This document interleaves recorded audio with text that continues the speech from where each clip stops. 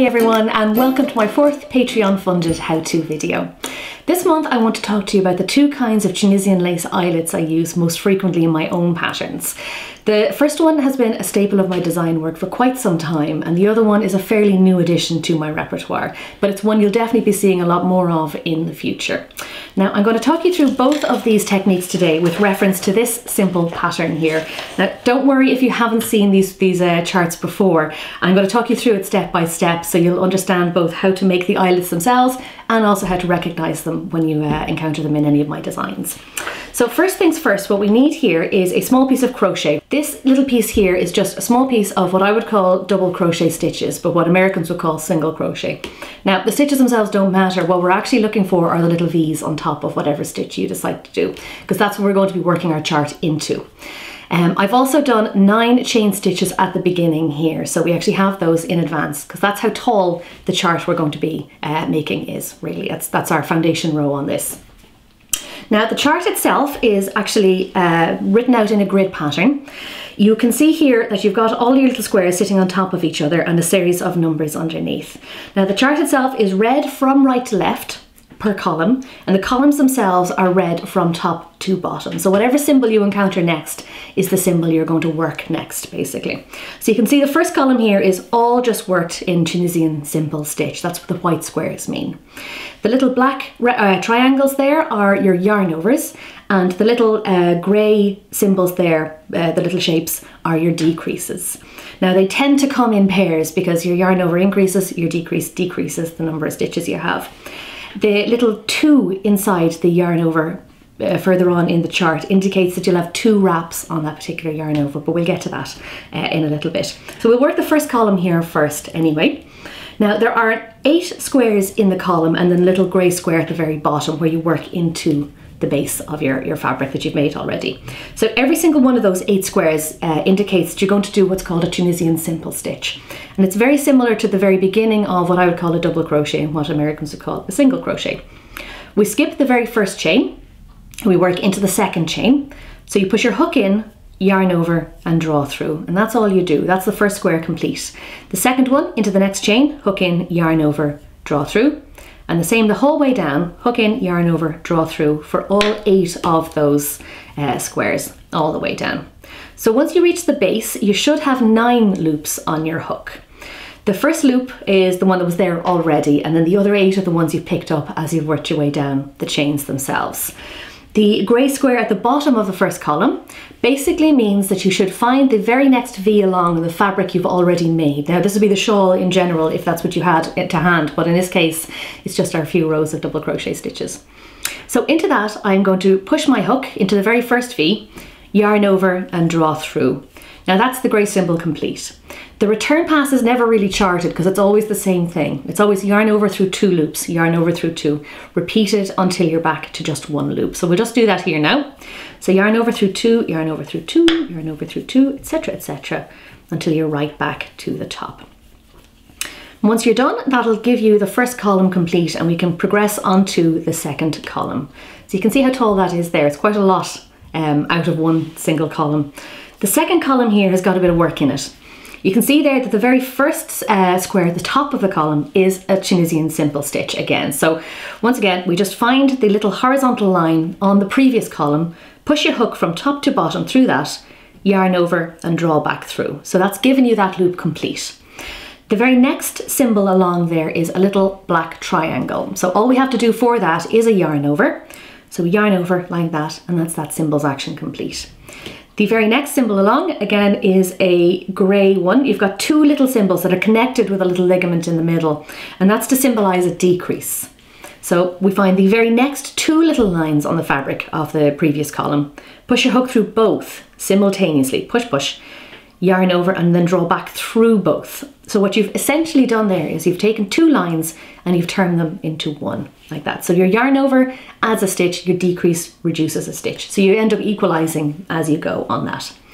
The next 2 symbols on column 2 are both Tunisian simple stitches again. So happy days, we just go through the first and we go through the second, yarn over, pull through a loop through both of those. And we're going to repeat our eyelet once more as we go down. Our black triangle, we just yarn over for that, and then our decrease symbol, the grey one there that's connected, we go through 2 lines simultaneously, yarn over, and then draw back through both of those. The last symbol of this particular row here, or column here, is a little white square. So once again, you find the very last line on the previous column, yarn over, draw through. And the light grey square at the bottom of column 2 once again indicates that you need to connect this column to the fabric you've already made. So we go through both sides of that V, yarn over and draw back through. So at this stage, you should have 10 loops on your hook. You have the loop at the start, the loop that connects, and then the 8 that you've accumulated as per the chart on your way down. So once more, we yarn over through 2 the whole way back up our column. And that should start to give you an idea of where your eyelets are. You can kind of see that the eyelets, the yarn overs themselves, are a little more diagonal on the hook. So you still yarn over through 2 all the way back up like this. So you can sort of see them there. You can see the 2 little loops, the 2 little holes showing through on that. Now column 3 is, once again, it's all Tunisian simple stitch, so you'd think it would be happy days, but we do have to make sure that we work into the previous column correctly. So the very, very first symbol of column 3 there is a Tunisian simple stitch again. So nice and easy start to it. Hook into the very first line, yarn over, draw through, nice and easy. The second one though is actually connected directly to the yarn over from column 2.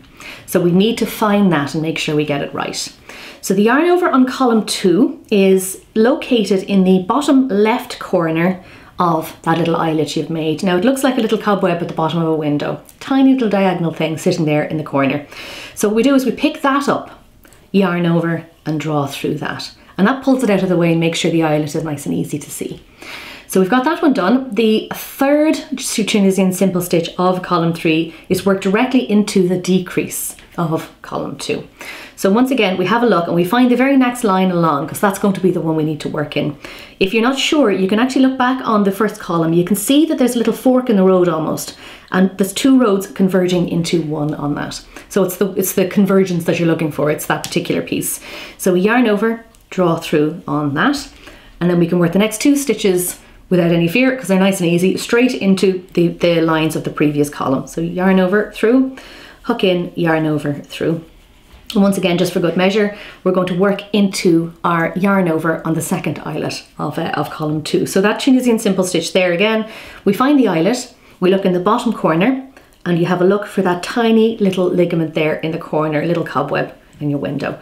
So hook into that, yarn over, draw through, simple stitch into the very next stitch along, which again is your decrease from the previous column, or the result of your decrease, I should say. And the very final stitch of column 3 is nice and easy again. It's just a Tunisian simple stitch directly into the line from column 2. So once again, you should have 9 stitches so far. Now we're going to work into the base, because you've still got your little grey square at the very bottom of this column. So we need to connect it to the fabric we've made so far. We hook in, yarn over, draw through, and then yarn over through 2 the whole way back up your work. Yarn over through 2, yarn over through 2, etc., as you go. Now, once you have this column done, you should be able to see those little eyelets easily enough in the fabric you've made. They show up an awful lot more if you use a large hook and lace weight, but I'm using thick yarn here just so you can see everything a little easier. You can see your 2 little eyelets there so far. Now, the 4th column has a new symbol to it that we haven't seen yet. You've got a yarn over with a little 2 written in it. Now that 2 means that you do 2 wraps for that yarn over. You go yarn over twice, basically. We'll get to that now in a second. The very first stitch, again, is a Tunisian simple stitch. So into the very first one, you push your hook in, yarn over and draw through. No mysteries there.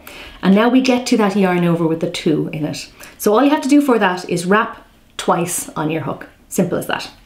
The decrease comes next, so you're going to treat that exactly as we did before. You're going to hook through 2 lines, yarn over and draw through both. We've got 2 Tunisian simple stitches coming next. That's normal. We've got those down at this stage. So hook in, yarn over, pull through. Simple as that. And we've got a second double wrap yarn over coming up here. So the little symbol, as I say, it's got a 2 in it. So we do 2 wraps and then we carry on to the next symbol here, which is our decrease. So you go through 1, you go through 2, yarn over and draw back through both. The very last symbol there, once again, is a Tunisian simple stitch, nice and easy. Into that, and then into the base as before. Now the rule still applies on this row. Even though you've done more wraps for your yarn over, you're still going to yarn over through two, yarn over through two the whole way back up. Don't worry about trying to get through both of those yarn overs simultaneously or anything like that. It does mean you'll be doing more work on the way back up, but it'll balance out on the next row, so don't worry about that. So just yarn over through whichever are the next two loops along as you go. So we'll get that worked up. On the final column now, you can see once again that that's just made up of Tunisian simple stitches. It's all white, so it'll be a nice easy one for us to do here. The first symbol once more is worked directly into the first line, nice and easy like that. And the second one, you can see there, that symbol works directly into the 2 wrap yarn over from the previous row. There's only one stitch going into that though, so you don't pick up both of the yarn overs individually. You're just going to go straight through in one go and just have one loop coming out of it. And this just means that your yarn overs are going to make a bigger eyelet, basically, is the idea behind it. So instead of looking for the little ligament in the corner or anything like that, what you're going to do instead is just dive straight through the center of that yarn over, yarn back over and pull through. So that really pulls it and helps define that eyelet. It's quite a big one that you have as a result of that. And that's all you need to do. Don't work into, as I say, anything in the corner or anything like that. That's it, completed now. The very next one, again, works into the decrease from the previous row. So we go ahead, we do that. The next two are very simple, Tunisian simple stitch into both. The lines are there nice and visible from the previous row. And once again, you've got your 2 wrap yarn over. So again, we don't look for any of the ligaments or anything like that. Dive straight into that nice big eyelet, yarn over, draw through, and then work the last 2 as you have done on previous columns. So yarn over, pull through, last one, yarn over, pull through, and again you've got a grey square at the very bottom of column 5. So we'll find the very next V along on your fabric, hook in, yarn over, draw through, and then complete the stitch or the column as before. Yarn over through 2 the whole way back up. Now because you have worked those 2 wrap yarn overs as an individual stitch, it means that your stitch count is actually coming back down to its original again. So at the max you should have 10 loops on your hook, and you should have your 8 little lines visible there along that column. So even though you have done more work on here, it's actually balanced back out again at the end of it. And you can see there the difference between the 2 sizes of eyelets, quite considerable really, and you can see how those would kind of be worked quite nicely into a lace pattern. So I hope you give that a go. I hope you give it a try and see how you like it. And remember, videos like this are only possible with your help, so please visit my Patreon page and consider making a pledge. Thanks a million for watching. I'll see you next month.